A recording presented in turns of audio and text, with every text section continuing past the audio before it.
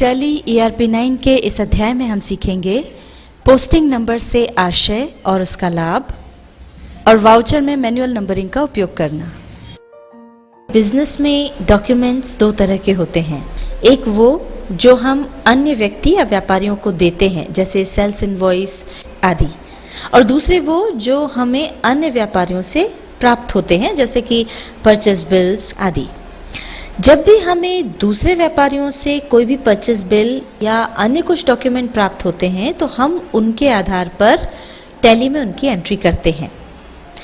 अब यहाँ पर आपको एक बात बता दें कि जब हम उन डॉक्यूमेंट्स के आधार पर टैली में एंट्री करते हैं तो हमें उस संबंधित डॉक्यूमेंट पर पोस्टिंग नंबर यानी हमने टैली में जो एंट्री की है उसका वाउचर नंबर ज़रूर डालना चाहिए। उसके दो कारण हैं।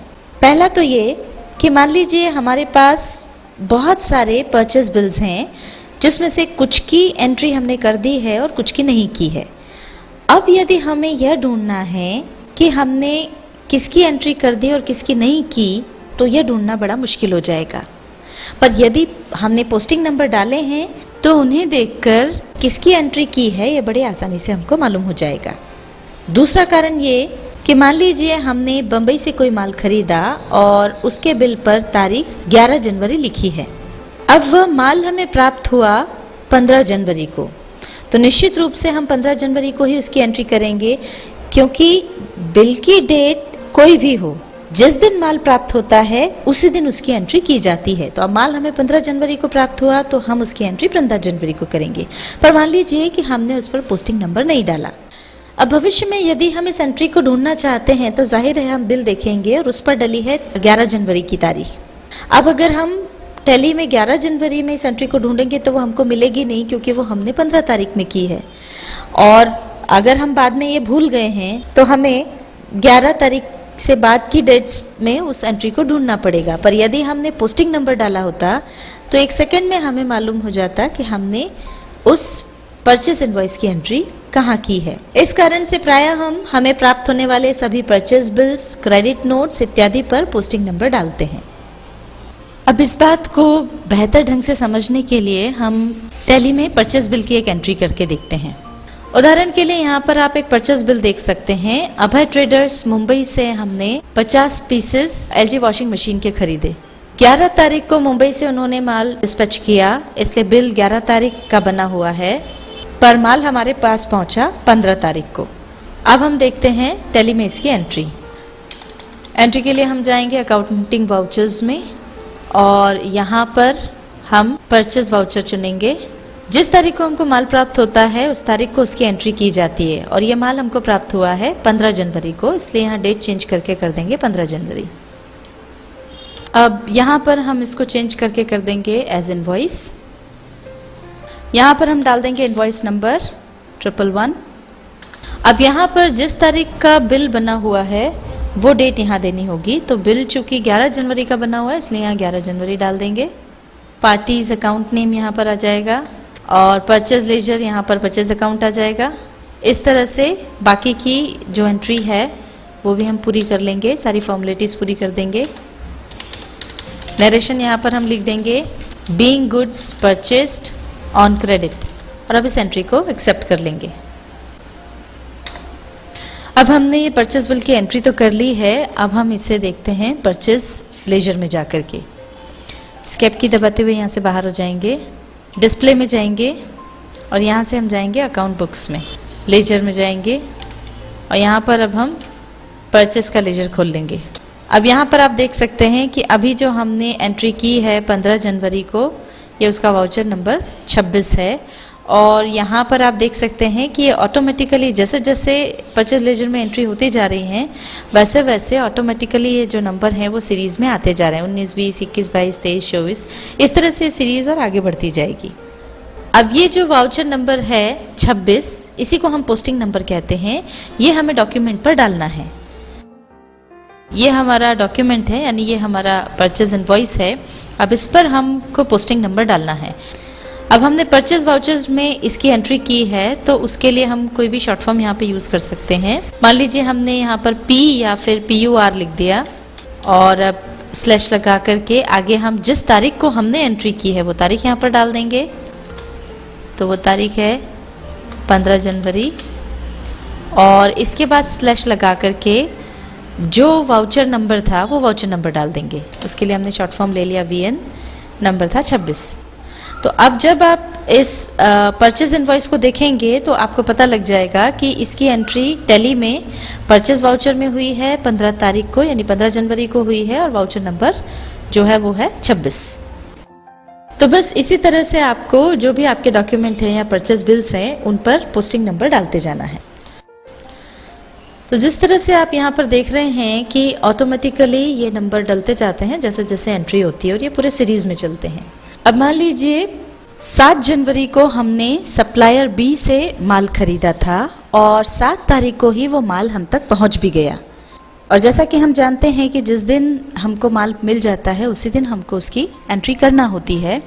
पर हमको यहाँ पर दिक्कत ये हुई कि बिल किसी कारण से उस दिन नहीं मिल पाया, इसलिए हम उसकी एंट्री 7 जनवरी में नहीं कर पाए, और वो बिल हमको अब मिल रहा है 15 तारीख को। अब चूंकि माल हमको 7 तारीख को प्राप्त हुआ था, इसलिए हमको उसकी एंट्री 7 तारीख में करनी है। अब जब हम जाकर उसकी एंट्री 7 तारीख में करेंगे तो समस्या ये होगी कि यहाँ पर एक एंट्री करने से ये जो आगे के वाउचर नंबर्स हैं वो गड़बड़ा जाएंगे, क्योंकि ये ऑटोमेटिक नंबरिंग है। जैसे यहाँ पर एक एक्स्ट्रा एंट्री आएगी उसका वाउचर नंबर 25 हो जाएगा, और यहाँ 8 तारीख और 15 तारीख वाली जो एंट्रीज हैं उनके वाउचर नंबर बदलकर 26 और 27 हो जाएंगे, जिससे मैन्युअल रिकॉर्ड में जो हमारे पोस्टिंग नंबर डले हैं और टैली में जो वाउचर नंबर्स रहेंगे उनमें अंतर आ जाएगा। ये अंतर किस तरह से आता है, इसको और एक बार बेहतर तरीके से समझने के लिए हम इसको प्रैक्टिकली करके देखते हैं। तो हम यहाँ पर वो एंट्री डालकर देखते हैं, और उसके लिए हम यहीं से एड वाउचर ऑप्शन का यूज़ कर लेंगे। ऑल्टर ए प्रेस करके हम यहाँ पर एक वाउचर ऐड कर लेंगे। एक बात पर ध्यान रखें, जहाँ आपको एंट्री करनी है वो आपको सिलेक्ट करना होगा। हमको 7 तारीख में एंट्री करनी है, तो ये 7 तारीख हमने सिलेक्ट कर ली। अब यहाँ से हम ऐड वाउचर ले लेंगे। अब यहाँ पर हम 7 जनवरी डला हुआ है, सप्लायर इनवॉइस नंबर डाल देंगे। 7 तारीख का ही बिल है, इसलिए यहाँ पर 7 तारीख आ गई, और अब बाकी जो डिटेल्स है वो भी हम डाल देंगे। सप्लायर बी से हमने माल लिया था, परचेस लेजर ले लिया, नेम ऑफ आइटम, क्वांटिटी, ये सारी डिटेल्स डाल देंगे, और इस एंट्री को फिर एक्सेप्ट कर लेंगे। अब ये देखिए ऑटोमेटिक नंबरिंग के कारण ये जो दूसरी एंट्री हमने अभी डाली है सप्लायर बी की, वो ये 25 नंबर हो गया, और ये दो एंट्रीज जिनके नंबर 25 और 26 थे वो बदल के 26 और 27 हो गए, इनके वाउचर नंबर चेंज हो गए हैं। अब हमको इस समस्या से अगर बचना है, ये जो हमारे पोस्टिंग नंबर्स में अब अंतर आ रहा है, इससे अगर हमको बचना है तो उसके लिए हम ऑटोमेटिक नंबरिंग की बजाय मैनुअल नंबरिंग का उपयोग करेंगे। जैसे कि जो भी नंबर हम डालना चाहें वो यहाँ पर डाल सकते हैं अपने हिसाब से, और मैनुअल नंबरिंग अगर हमको यहाँ पर चाहिए तो उसके लिए हमको एक नया वाउचर बनाना पड़ेगा। नया वाउचर क्रिएट करने के लिए हम यहाँ से बाहर आ जाएंगे। यहाँ पर आप एक बात ध्यान रखें कि अगर आप कोई नई कंपनी क्रिएट कर रहे हैं तो यह परिवर्तन आप शुरू से उसमें कर सकते हैं कि जो भी टैली में परचेज वाउचर होता है उसमें ऑल्टर करके आप ऑटोमेटिक नंबरिंग की बजाय मैनुअल नंबरिंग ले सकते हैं। पर यदि आप किसी कंपनी में काफ़ी समय से काम करते आ रहे हैं तो उसमें बीच में ये परिवर्तन हम नहीं कर सकते, क्योंकि अगर ऑटोमेटिक नंबरिंग चुना हुआ है और उसी में हम काम करते आ रहे हैं, अब बीच में अगर मैनुअल नंबरिंग ले लेंगे तो पुराना जो भी हमारा रिकॉर्ड है उस पर उसका असर पड़ेगा और हमको कई सारी समस्याएं आ जाएंगी। तो इसलिए बजाय जो परचेज वाउचर है उसमें कोई अल्टरेशन करने के हम एक नया वाउचर यहाँ पर क्रिएट कर रहे हैं न्यू परचेज वाउचर के नाम से, और अब आगे जितनी भी खरीदी हम करेंगे उसकी एंट्री इसी न्यू परचेज वाउचर में करेंगे। ये वाउचर बनाने के लिए हम जाएंगे अकाउंट्स इन्फो में, और यहाँ से हम वाउचर टाइप चुनेंगे, और यहाँ से अब हम जाएंगे क्रिएट में। अब यहाँ पर जो नया वाउचर हम बना रहे हैं उसका नाम हमको देना है। उदाहरण के लिए हम नाम दे रहे हैं न्यू परचेज। आपको जो नाम सरल लगे, जो नाम आप याद रख सकें वो आप दे सकते हैं। एंटर प्रेस करके आगे आएंगे, टाइप ऑफ वाउचर होगा परचेज, एंटर प्रेस करेंगे, आगे आएंगे। अब यहाँ पर मेथड ऑफ वाउचर नंबरिंग जो है ये हमको चुनना है मैनुअल। मैनुअल ले लेंगे और अब इसको हम एक्सेप्ट कर लेंगे कंट्रोल ए से। ये वाउचर नया क्रिएट हो गया है। अब एस्केप की दबाते हुए बाहर आ जाएंगे। अब हमने न्यू परचेज वाउचर क्रिएट कर लिया है। आइए अब हम इसमें एक एंट्री करके देखते हैं। एंट्री करने के लिए हम जाएंगे अकाउंटिंग वाउचर्स में। अब यहाँ पर मान लीजिए 17 तारीख को हमने कुछ माल खरीदा है, तो ये तारीख पहले तो हम बदल देंगे। और अब हमने चूंकि नया वाउचर बनाया है तो उसके लिए वापस हम एक बार परचेज वाउचर पर जाकर क्लिक करेंगे या फिर F9 की प्रेस करेंगे। यहाँ लिस्ट ऑफ टाइप्स आ जाएगा, इसमें से हम चुनेंगे न्यू परचेज। अब यहाँ पर जो है हमको चूंकि हमने मैनुअल नंबरिंग अब ले लिया है तो हम मैनुअल नंबर डाल सकते हैं। यहाँ पर हम डाल देंगे 01, सप्लायर इनवॉइस नंबर डालेंगे, इसको एज इनवॉइस कर देंगे। मान लीजिए हमने सप्लायर सी से माल खरीदा है, यहाँ पर हम सप्लायर सी डाल देंगे, परचेज अकाउंट आ जाएगा, बाकी की डिटेल्स भी भर देंगे और इसको एंट्री को एक्सेप्ट कर लेंगे। इसी तरह से मान लीजिए 17 तारीख में हमने और 2 अलग अलग सप्लायर से माल खरीदा।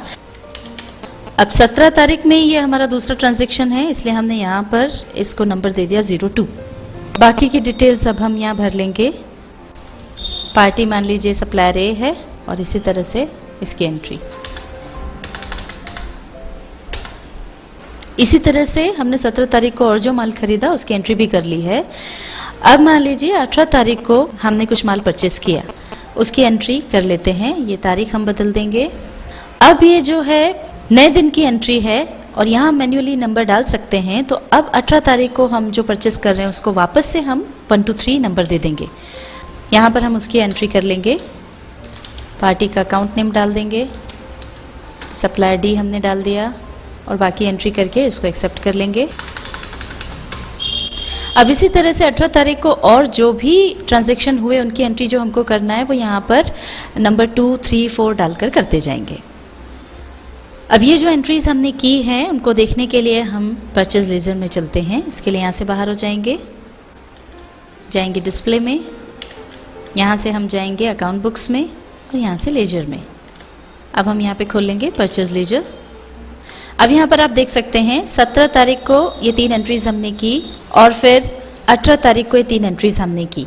अब यहाँ पर चूंकि अब हम मैनुअल नंबर्स डाल सकते हैं तो 17 तारीख को हमने जो एंट्रीज की उनको हमने वाउचर नंबर उनके डाले हैं 1, 2, 3 और इसी तरह से 18 तारीख को जो एंट्रीज की उसके वाउचर नंबर भी हमने 1, 2, 3 करके डाल दिए हैं। अब अगर यहाँ पर ऐसा होता है कि मान लीजिए 17 तारीख की कोई एंट्री हम नहीं कर पाए, हमको बिल नहीं मिला, 3-4 दिन बाद अगर हमको वो बिल मिलता है और वापस हमको उसको यहाँ पर एंट्री करने की ज़रूरत पड़ती है तो अब पोस्टिंग नंबर्स पर कोई फ़र्क नहीं पड़ेगा, कोई परेशानी नहीं आएगी। अब अगर हम यहाँ एंट्री करते भी हैं तो मैन्युअली हम उसको 04 नंबर दे सकते हैं, जिससे आगे की जो एंट्रीज है उनके पोस्टिंग नंबर्स पर कोई फ़र्क नहीं पड़ेगा।